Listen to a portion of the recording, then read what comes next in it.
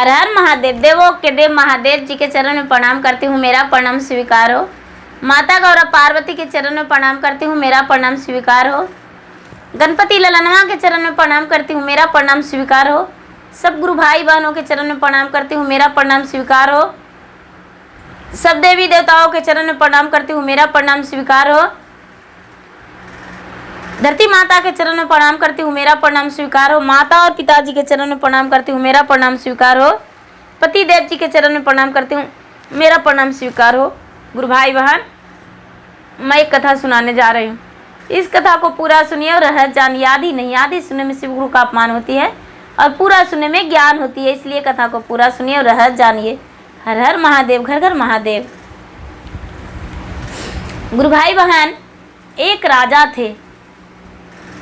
एक राजा थे तो राजा साहब भगवान के भक्त थे। राजा साहब देवाधिदेव महादेव के पुजारी थे, बहुत बड़े पुजारी थे। राजा साहब प्रतिदिन भिखारियों को दान देते थे, जो भी गरीब लोग थे उनको दान देते थे और भोजन भी करवाते थे। राजा साहब अपने दरवाजे से किसी का भूखा नहीं लौटाते थे। राजा साहब थोड़ी सी अनाज लेकर प्रतिदिन दान करते थे, लेकिन गुरु भाई बहना, राजा साहब का कोई संतान नहीं था।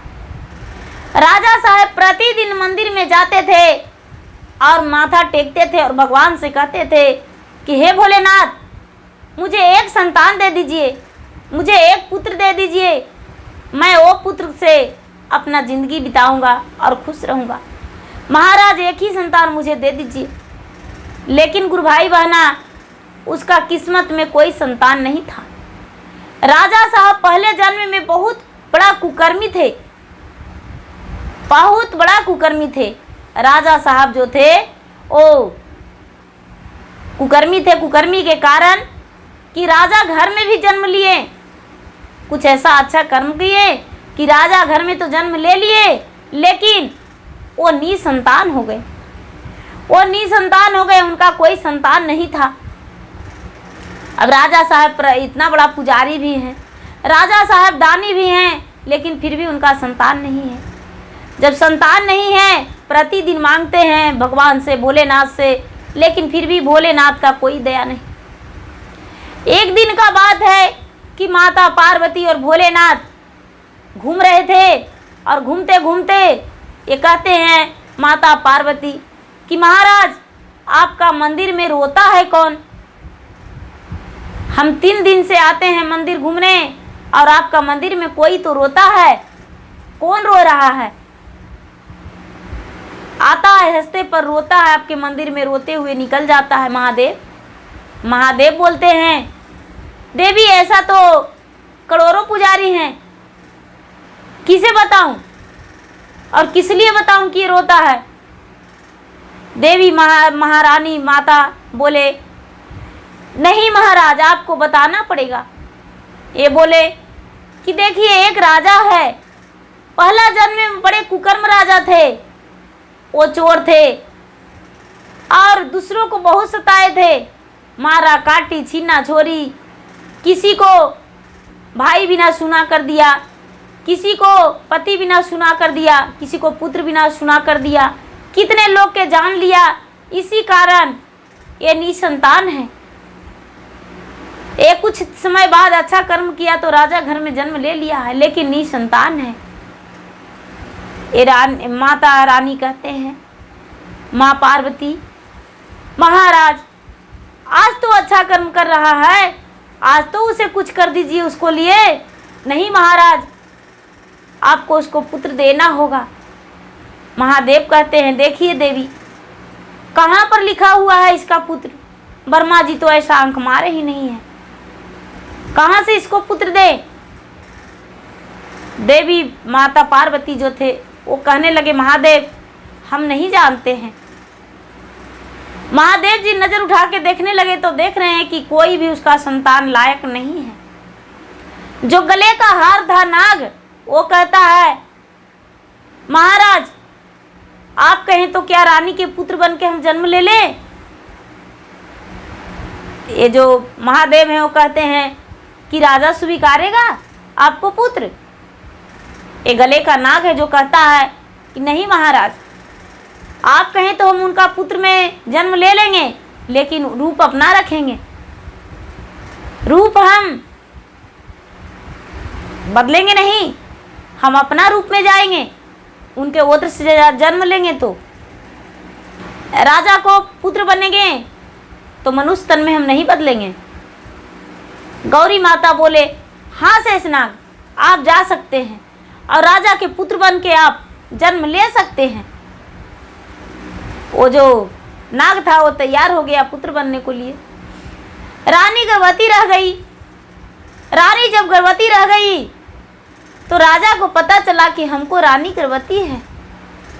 राजा साहब बड़े खुश हो गए, बड़े खुश हो गए और खुशी के मारे उतावले हो गए।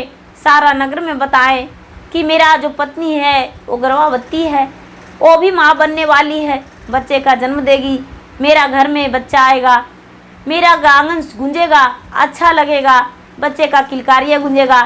बड़े खुश थे राजा। लेकिन गुरु भाई बहना, जब 9वां महीना पूरा हो गया, 9वां महीना के बाद बच्चा जन्म लिया, तो जो दाई माँ संभालने वाली थी वो देखी तो बच्चा जो जन्म लिया वो नाग का बच्चा था, एक सपोला था, एक सपोला था और बच्चा जन्म ले लिया। बच्चा जन्म ले लिया तो ये दो दाई माँ भागते भागते राजा के पास आई और राजा के पैरों में लिपट के कहती, राजा साहब मुझे माफ़ कर दीजिए, आपका जो रानी जन्म दी है वो तो एक नाग का बच्चा है, नाग है, हम उसके सामने नहीं जा सकते हैं, मुझे डांस लेगा। ये राजा ऐसा सुनकर पूरा घबरा गए और गए तो देख रहे हैं कि सचमुच में रानी के बगल में एक सर्प है। राजा बोले कि नहीं, बच्चे को हम मरवा देंगे, मुझे दो। एक डंडे लेकर राजा तैयार हो गए और कहने लगे कि हम इसे मार डालेंगे। ये रानी कहती है, महाराज इस पुत्र के लिए हम 4 कोना मांग लिए, जो कि मेरा जो पुत्र जन्म लिया, आवाज़ कहते हैं कि हम मार देंगे, मैं इसे माँ हूँ, इसका माँ हूँ, मेरा ओद्र से जन्म लिया है, हम इसको नहीं मार सकते हैं। राजा साहब बोले, यदि नहीं मारोगी तो नहीं मारने देगी तो हम तुम्हें भी घर से निकाल देंगे। रानी बोली, महाराज मुझे मंजूर है, हमें निकाल दीजिए घर से, कोई बात नहीं, लेकिन हम इसको नहीं मारने देंगे। ये क्या किए राजा साहब, अपने रानी को निकाल दिए हाथ पकड़ के। अपने सैनिक को बोले कि इसे रात से निकाल दीजिए और रात से इतना दूर कर दीजिए कि किसी को पता ना चले कि रानी कहाँ गई। रानी क्या की कि एक कपड़े में लपेट के और जो नाग था उसको ले ली और लेकर अपना राज छोड़ के चल दी। राज छोड़कर चल दी। चलते चलते चलते चलते गुरु भाई बहन बहुत दूर चल गई, बहुत दूर चल गई, इतना दूर चल गई कि उसका राज छूट गया। जब राज छूट गया तो एक जंगल था, जंगल था, जंगल में बेचारी मंदिर में जाके रहने लगी। मंदिर में जाके रहने लगी, अपना दूध पिलाती थी नाग को और नाग के दूध पिलाती थी। अब प्रतिदिन भगवान के पूजा करती थी और पूजा करती थी, उसी मंदिर में अपना समय बिताती थी।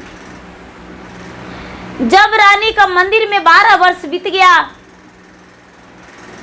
तब ये जो नाग है वो कहता है महादेव से, महादेव जी मेरी माँ जो है तपस्या में है, मेरे पिताजी तो सुख स्वीकार्य नहीं, मेरे पिताजी का किया हुआ मेरा माँ पर सब बीत गया, ये तो मेरे पिताजी को होना चाहिए, मेरे पिताजी को दंड मिलता ना, लेकिन मेरे पिताजी तो बिल्कुल अकेला हो गए और मेरी माँ जो है ये भुगत रही है। महाराज मेरा तन मनुष्य तन में कर दीजिए, जो कि माँ के पुत्र बन के और हम इसका जिंदगी निभावे, इसका प्रतिपाल करें। महादेव कहते हैं ठीक है, जैसा तुम्हारा मर्जी। ये जो नाग था वो एक सुंदर सा राजकुमार में बदल गया। राजकुमार में बदल गया, माँ के गोद में बैठ गया। नाग से अचानक माँ के गोद में बैठ गया एक सुंदर सा राजकुमार बनके। माँ कहती है कि मेरा पुकार तो भगवान सुन लिए, लेकिन इसे लेकर हम जाएंगे कहाँ?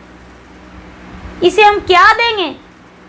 हम तो जंगल में वन में अब हो रहे हैं महाराज, पुत्र तो बना दिए, लेकिन हम इसको देंगे तो क्या देंगे? महादेव कहते हैं इसका पिता का हक मिलेगा। इसको पिता का हक किसको मिलेगा? अपना घर ये जाएगा और यहाँ राजा आएगा और राजा आकर और तुम्हें अपना स्वागत करके ले जाएगा। रानी कहती है राजा कैसे आएगा? ये नहीं पता। राजा सोए हुए थे और अपनी रानी के याद प्रतिदिन करता था कि मेरा रानी कितनी अच्छी थी। जब 12 वर्ष बीत गया तो राजा को सपने में दिए, लेकिन महादेव को पूजा राजा नहीं छोड़े थे, राजा भी पूजा करते ही रह गए थे। महादेव जी उसको सपने में दिए कि राजा अपने आंखों का आंसू पोंछो और उठो और घोड़े पर सवार हो, तलवार लेकर जंगल में चला जाओ। जहाँ रानी को छोड़ी थी वहीं रानी तुम्हारा इंतजार कर रही है, जाओ अपने रानी को ले आओ। ये जो राजा था आंखें खुला तो देख रहा है कि हम सपन देख रहे हैं। उस वक्त उसका मन बेचैन हो गया। जब सवेरा हुआ तो राजा जो था, राजा घोड़े पर सवार होकर तलवार लेकर जंगल की ओर चल दिया। जब जंगल की ओर चल दिया, चलते चलते उसी जंगल में पहुंच गया जहां रानी को छुड़वाया था। जंगल में पहुंच गया तो एक मंदिर के पास रानी खड़ी थी। रानी के पास राजा गया तो देख रहा है कि एक राजकुमार भी सुंदर सा है। रानी से मिला रानी पहचान गई, राजा भी पहचान गए। दोनों मिले, एक दूसरे से बात हुआ तो राजा को रानी अपनी बात बताई कि महाराज इस 12 वर्ष से हम मंदिर में बिता रहे हैं, जो ये राजकुमार है वही नाग है, नाग से लाजकुमार बन गया है। राजा ऐसा बात सुनकर भगवान को धन्यवाद किए और पत्नी को और पुत्र को अपना राज वापस लाए। राज वापस लाके और अपना राजकुमार को विवाहित घोषित कर दिए कि हम अपना राजकुमार को विवाह करना चाहते हैं।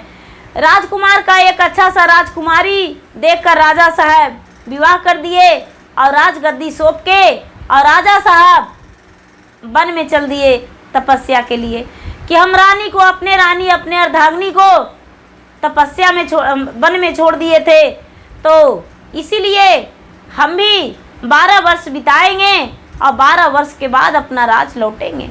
ऐसे नहीं, क्योंकि मेरा जो रानी था वो तो एक स्त्री होकर और वन में बिताई, तो हम पुरुष होकर क्यों घर में रहेंगे। अपने पुत्र पर राजा साहब राजपाट सौंप दिए और सौंप कर और वो भी चले गए वन में और अपना तपस्वी बन के जीवन बिताने लगे। तो गुरु भाई बहना, मेरा वीडियो अच्छा लगे तो इसे लाइक कीजिए, शेयर कीजिए, सब्सक्राइब कीजिए। धन्यवाद। हर हर महादेव, घर घर महादेव।